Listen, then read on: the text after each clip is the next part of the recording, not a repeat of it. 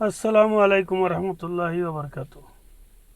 আইছিলাম আরাফাতের পাহাড় দেখার জন্য, রহমতের পাহাড়।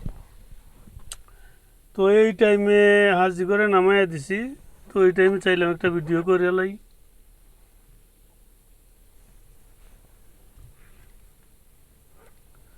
গত কিছুদিন আগে দেখলাম একটা ওয়াজের মাহফিল, বিএনপির এক নেতা ওইটা ওয়াজিরে গেলে দিছে, মাইক কাইরা নিছে, নামাইয়া দিছে।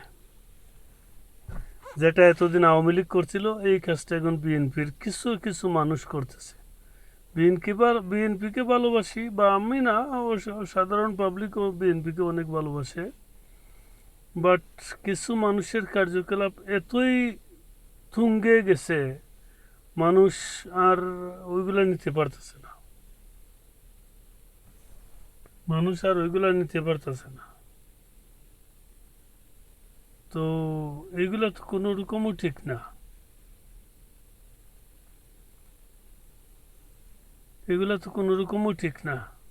তারপরে কিছু নেতাকর্মী আছে,